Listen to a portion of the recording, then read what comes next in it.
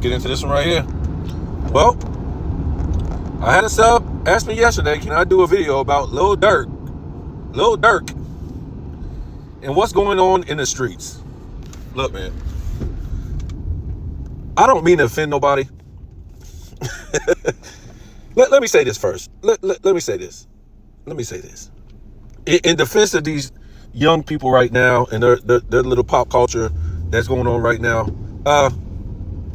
when I hear things like, these kids today are worse than back in the day, they have no respect and, blah, blah, blah. It's not true.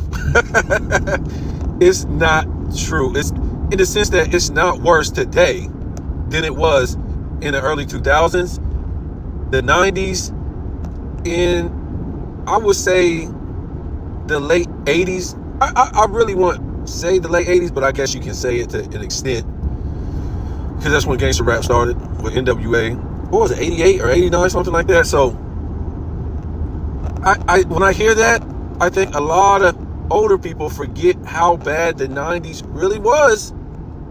We lived that life, menace to society, boys in the hood, above the rim, the Tupac and Biggie beef, the NWA, all that stuff that was gangster rap, AZ, Nas, Snoop Dogg, Dre. I mean, you name it, it was there in the 90s, right? The early 2000s was kind of different. It was more, popping tags, popping bottles, but it still was a lot of, I don't know. It was still a lot of gangster stuff going on. It was a lot of neighborhoods you still couldn't walk into. It was still crazy. We know this, right? Stuff was not cleaned up in the 2000s, right? To me, when everything started to soften up, maybe, I wouldn't say when Drake came on the scene, because he was still with Cash Money or whatever like that, but I think it was about the time when Drake kind of took over the industry, right? I guess you want to say about 210 when he took over the hip hop industry. Well, I say rap. Let's don't confuse hip hop with rap, right? Like today, this isn't hip hop. This is rap. Heavy D, Salt and Pepper, LL Cool J, Dougie Fresh, these type of guys, Missy Elliott, Tupac, Biggie. We'll talk about that. Even though when we talk about gangster rap, it was still hip hop, definitely to an extent. But yeah, to me, that's when hip hop really started to get real cheesy and soft. About 210, really when Drake really put down his reign on hip hop, right? A dude from Canada, lived middle class, was on Degrassi High. So that ought to tell you something right there. We can go into that a little bit deeper later. Yeah, you even had Bruno Mars from Hawaii take over R&B. Wow. And Black Americans, they were okay with this. I mean, I just don't get it how all these people that ain't even from this country, for one, just because they have a shade of black in them, didn't grow up in no struggle. This is another Kamala Harris. Another Kamala Harris, right? That's what it is. So look, we won't get too deep into that. But yeah, this is when hip hop really started to get soft. Drake came in and he started singing and everybody started holding hands and, giving each other teddy bears and, rap singing. And, when Drake came out with this stuff, black people saw that, we're in trouble because we accepted Drake in here in the first place, right? From Canada, middle class. Has nothing to do with the black culture or black people or black Americans. But we let him in here to be successful. Now he's making all this money. And this dude actually was making whole albums singing. Wow, it was crazy. And they called this dude part of rap just because he had, Lil Wayne right there. And he had Lil Baby, which we know both of them are gay now. So, and there's nothing wrong with being gay in hip hop now. It's just busted wide open, busted wide. It's wide open. Um, what they even had Young Thug, a gay artist, out of closet gay artist. Um, so so to me, about 210 is when music really started to go down. I started hearing Bruno Mars took over R&B. Drake took over hip hop, and Drake was sing rapping, and he was a leader. He was the leader of black culture, and Bruno Mars was the leader of hip hop. R&B. The two leaders of black culture, and you can say to an extent Adele was up there too. So black culture was basically over. Black culture was pretty much over in the 210s. I think black culture had its last run, real black culture, in the 2000s, and it was good to me. If you go back and look at black music in the 2000s, it was pretty good. It wasn't top of the line R&B, but it was still there. Of course, it was no soul, no blues, no jazz, nothing real good. Like you could say that was back in the 90s or the 80s or the 70s or something like that. By then, hip hop had canceled out rock music. Rock music basically got canceled out in the late 90s by hip hop music. So I want to clear that up right there. That this era is not tougher by any means as the 90s or the very late 80s or the early 2000s. You got to remember how many black people died in the early 2000s, especially in the 90s, over gangsta rap. Right? NWA, who started a group, who they were like psychotic, right? They didn't know what they wanted to talk about. One minute they're talking about injustice. Next thing they're talking about selling rocks on the block, dissing women, calling them the B word, saying the N word. And we got to remember that word, those two words had never been said in hip hop music before NWA. The B word and the N word, basically no cuss words, period. That was, and you got to remember, you had dudes battle rap for a long time out in New York. These dudes battled all through the 80s and never said one cuss word until NWA said these words. And that's what was so different, and that's what was so controversial about NWA. They was bringing something different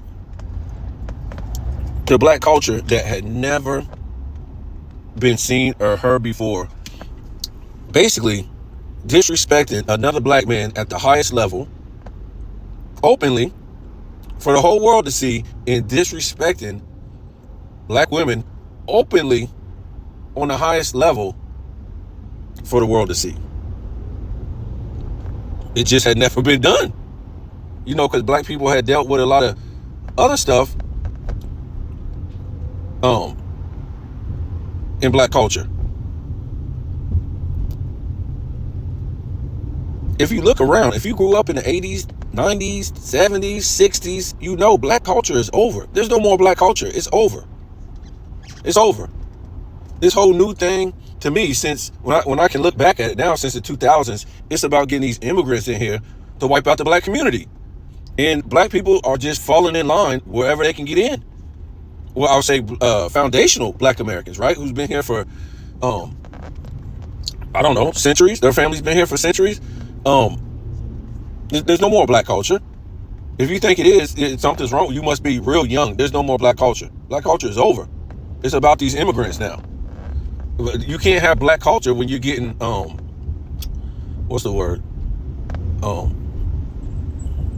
I can't think of the word right now. Oof. But basically, I remember it in a minute. Basically, you're getting wiped out of your communities. You're getting gentrified. That's the word. You've been getting gentrified on since the 2000s at least. Been getting gentrified. You go any city, any town, black people are being gentrified out of their communities, and it seems like that they don't want black people to have any communities. They just want them to get in where they fit in. They don't want them to have any communities. But that's just part of, it came along with gangster rap, because gangster rap really set the table to destroy the black community. And I don't know if I'm gonna make a piece soon. I don't know. I had made a video a long time ago about how black immigrants turn the black community into the hood. And what I mean by that, when we're able to go back and look at most of them, most of your rappers and gangster rappers, they all came from the Caribbean, and they were West Indians, right? They weren't foundational black Americans. Yeah, I got the background on that. I was shocked. And Busta Rhymes said something about this himself a long time ago. He said that Caribbean people, I don't know if he said Caribbean. I don't know if he said Caribbean or he said West Indian people need to get credit for starting hip hop. I was like, what? And a lot of black people got mad. But once you go back and look at it, West Indian people did start hip hop. And when you keep looking into it, all these names keep popping up from the beginning. And there's no surprise. If it came from New York, the majority of these people that come from New York are immigrants, right? So we won't get too deep into that. I don't have nothing against West Indian people, Caribbean people. Why would I? But what I'm saying is, when you start to look into black Hollywood, and you start looking into black music, you start all the names Caribbean. They're either immigrants or their parents were immigrants, and it just ain't no coincidence. It seems like it's a talent agency pointed at getting Caribbean black immigrants into Hollywood, so they won't have no connection with foundational black Americans. You know what I'm saying? So they don't have to, so they won't feel like, okay, I need to help my community. So a lot of these people are claiming black Americans, but they're not really related to black Americans, foundational black Americans. What I mean by foundational black Americans can't go to Jamaica and say I'm Jamaican. They'll laugh at you. They can't go to Bahamas and say, I'm black, I'm Bahamian. They'll laugh at you. You can't go to Haiti and say, yeah, I'm Haitian. They'll laugh at you. You're not part of their culture. You just can't. A Brazilian can't walk into Puerto Rico and say, yeah, I speak Spanish. Or what do they speak? I think they speak Portuguese, right? Or a Mexican can't walk into El Salvador and say, yeah, we live next door. I'm El Salvadorian. They'll laugh at the Mexicans. And that's why black Americans, they're lost people, because when you say I'm black instead of American or whatever, that means you're lost. You're lost. You're lost. Even Garvey, who taught you was black, he would never say he was black. Never. He would say he's Jamaican. Another Caribbean immigrant, right? It just blew me away when I was able to go in, and people got videos on this too, but they don't get critical about it. They're just like, glossing or telling you all these immigrants or all these black people who were somebody in the entertainment industry were from the Caribbean, or their grandparents were, or something like that. Or their parents, or they were. And again, I don't have no problem with it, but to me, when I keep looking into it, it just seems like they don't let foundational black Americans do nothing. Stephen A. Smith, his parents are Caribbean. It just, a lot of people who are anybody who are black in this country, it seems like they're immigrants. Look at Ice Cube, O'Shea. His parents are what? Irish. Shaquille O'Neal, Irish. Don't get it twisted. These people come over here calling themselves black because that's what you have to do to be in the United States. You got to remember, when black Americans, well, however you want to say it, when black people came over here during slave time, they weren't just coming from Africa. Millions of them was coming from Europe. So a lot of them was French, a lot of them was English, a lot of them was Portuguese, a lot of them was from Spain, a lot of them was from Ireland, a lot of them was from Switzerland. I bet y'all don't even know that 50 Cent's grandmother is white. Bet y'all don't know that Kanye West, his great-grandmother, I don't know if it's his grandmother or his great-grandmother, is white. Y'all gotta stop, man. What y'all don't, what black Americans don't know, if they start to do genealogy and stop going with the 23andMe, the swabbing in the mouth and all that stuff to tell you who you are, if you start to do actually genealogy, one, you'll find out that your people weren't slaves during slavery, right? Because they're on the census, and you can't be a slave if you're on the census, right? You go back to Martin Luther King, his people were what? They weren't slaves. When you go back and look at their genealogy, his people are from Ireland and they're British. Muhammad Ali, his people weren't slaves in America, right? He's Irish, and I forget what this is.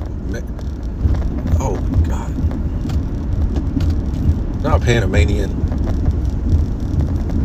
I'll remember it. It's a little island. I forget what it is. But yeah, man, black people don't know who they are because they don't want to know who they are. They just want to know who they are based on what somebody tells you on TV. It's all ridiculous, man. Get some pride. Go look up who you are. You got a last name. Those are your people. Those are your people. Lil Durk ain't your people.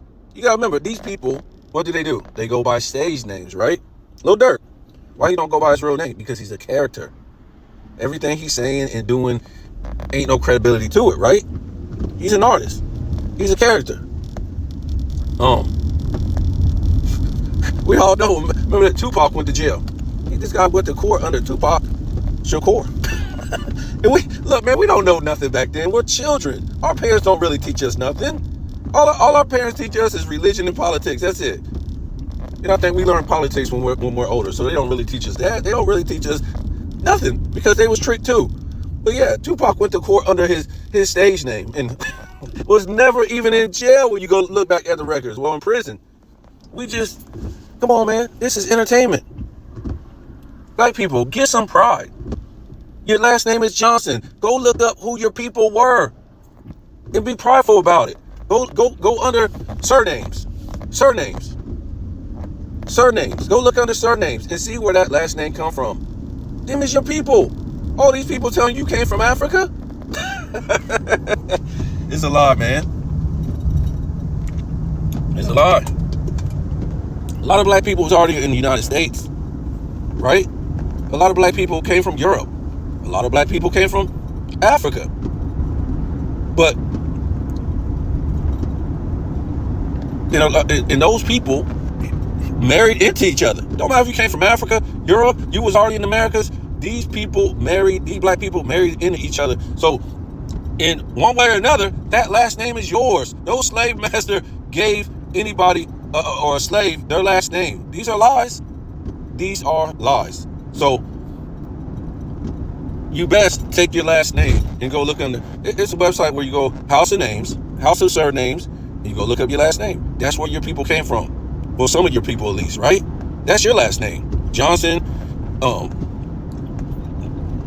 Whitmore, whatever. These are your people. These weren't slaves, and slaves didn't give out. Remember, these are family crests. The stuff that they're telling you is so ridiculous that a white man will give out his family crest name to some slaves. To slaves. This is ridiculous.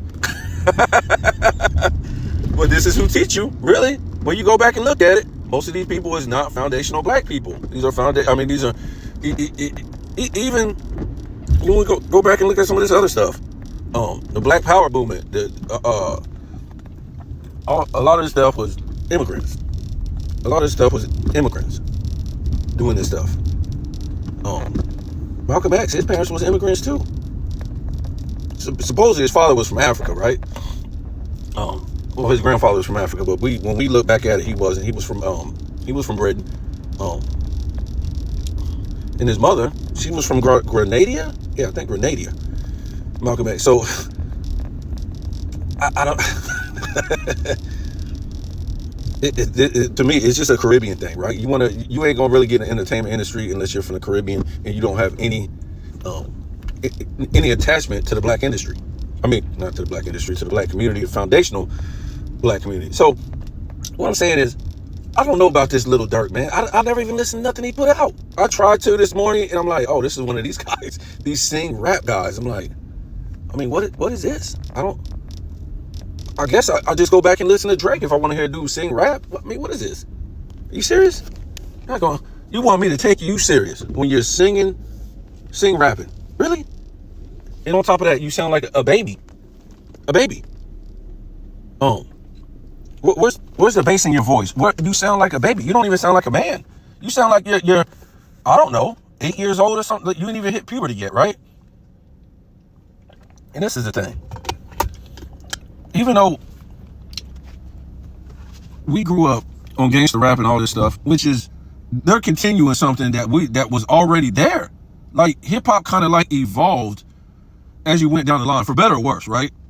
From the 80s, the 90s, you had gangster rap, and then, You know, you had knowledge rap, you had fun rap, you had different styles. You know, when we went into the 2000s, popping tags and, you know, popping bottles and stuff like that. But yet, we still, the beat was really good, especially when we got into the 90s. And that's what set it off in the 90s. When they came with the R&B sound, they started putting that like deep into hip hop. Like today, what kind of sound do you got? You got dudes sounding like robots while they're singing, and they sound like little children. And somebody told me one day, this is how behind we are in like common sense. Oh man, I said, they sound like little kids. And somebody told me, they are little kids. They're young. And I'm like, what are you talking about? Oh, they're 18, 19, 20, 21, 22, 23, 25. I'm like, what are you talking about? That's how old LL Cool J was. Big Daddy Kane. Kool Moe Dee, Tupac, Biggie, Nas, Snoop. All these dudes was the same age. What? They were 18, 19, 20, 21, 22, 23, and they all sounded like men. They all look like men. Yes, they look young, but they look like, talk like, walk like, dress like men. Men.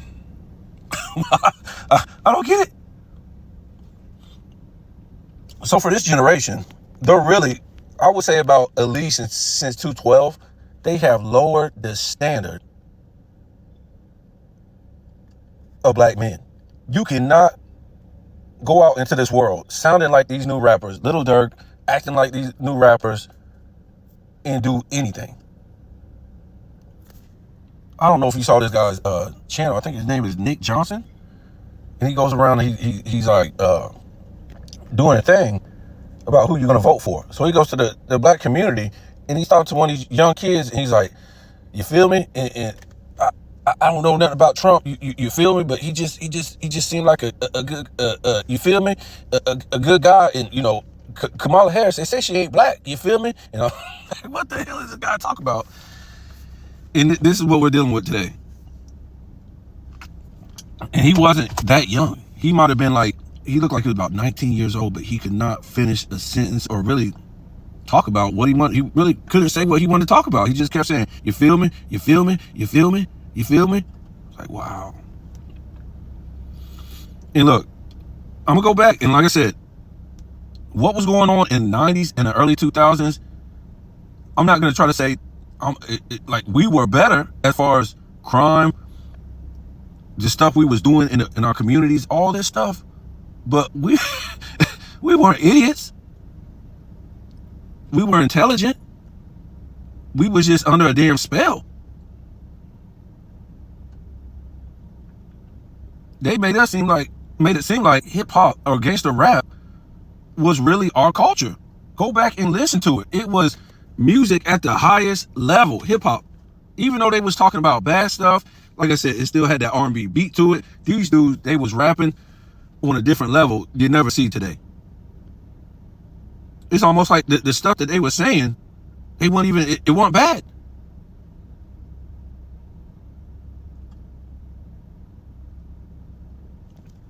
So these dudes today, they wouldn't last. They wouldn't last in the 80s. These are the type of kids or the type of rappers that in the 90s, the early 2000s, these are dudes that would stay in the house. They would get beat up. They would get beat. Look at them. Look at them. They don't even look like men. All our rappers back in the day, whether before it was gangster rap, popping bottles and tag era, they all looked like men. They all sounded like men. These dudes, you sing rapping, mumbling rapping, sound like you're underwater rapping. There's really no harmony to the music. I don't see how any black people could listen to any of this music. It's no harmony in the music. It's the most substandard harmony you can go back to the damn 50s and there's more harmony in the 50s music than today. It's really a joke. It sounds like people broke in the studio and started playing around. And when I hear older black people listen to this trash, it just goes to show you black people will accept anything you give to them. Now, I can understand the young people You know what I'm saying? Because this is their era, they want to have fun. But when you see older black people vibing to this stuff after what we grew up listening to, like, wow. I'm gonna tell you something. I haven't listened to hip hop since this whole rap singing thing started, and that's basically around the time where they took all the harmony out of black music. What was it, about 2015? When you had these dudes, it started about then. They started rap singing and stuff like that. I'm like, nah, bro. If you want to listen to people like rap and sing that was real good, go listen to Bone Thugs and Harmony. Oh, you heard the key word, harmony. These dudes was really, they really could harmonize. This is the problem with these dudes. They can't even harmonize. They're not even good at singing. That's what's so crazy about it. You could be like, well, okay, we heard Bone Thugs and Harmony. But when you listen to it, you start getting chill bumps. Like, damn, these dudes really on some different level stuff. And because of that, remember, they was the only one that could do it, or was doing it, because they were the only ones that could do it on the highest level to make it sound good. To sing, rapping, and talking all fast, these dudes was, remember, back in the day, if you sounded like somebody else, they wouldn't even put you out. It's like, you know, basketball today. They all run the same damn offense. At 4 guys at that 3-point line, same offense. Now the team running the Princeton or the try, everybody's running the same offense. So, listen, you had to have your own style. Kumo D didn't sound like Dougie Fresh or Big Daddy Kane. Sounded like Run DMC, or Tupac sounded like Biggie, or Nas sounded like Exhibitor. Come on, man. This is a cheap form of entertainment, music in the lowest form, on the lowest vibration. And it's just crazy because black music was always the standard. Soul, R&B, jazz, blues. Black music is dead. This is the standard of black music. For good music or bad music. We all know gangster rap really wasn't that good. But still, at least they sounded intelligent. The harmony was great. The producers were great. And we just didn't have gangster rap in the 90s. We had a slew of things, right? Positive music. We had great R&B. A little bit of soul was still there. I would say more of your soul was back in the 80s, 70s, 60s. But it still had some in the 90s. Coming into 2000 is pretty much dead. But look, I'm not trying to hate on this generation. It is what it is, but it's real substandard music. It's just not black music. It's everybody's music like that. Spanish music, white music, everybody's music done got substandard. It's low quality. They don't want to put nothing in music because they know the young people still listen to it. And then the older people, for the most part, are turned off. So they'll go back and listen to the old stuff, and they'll still make money off the old stuff. So what I think about Lil Durk in the streets is weak. It's whack. They're just trying to continue something that happened in the past. There's nothing new. These fake arrests, they're all Freemason, Illuminati puppets, like the rest of them was. It's world stage, man. Black people need to wake up. This is a world stage. Puff Daddy, he on the world stage. Illuminati puppet. All these people was Tupac, Biggie, whoever you want to name. It's a world stage, man. People need to wake up and go about their lives. Tell me what you think.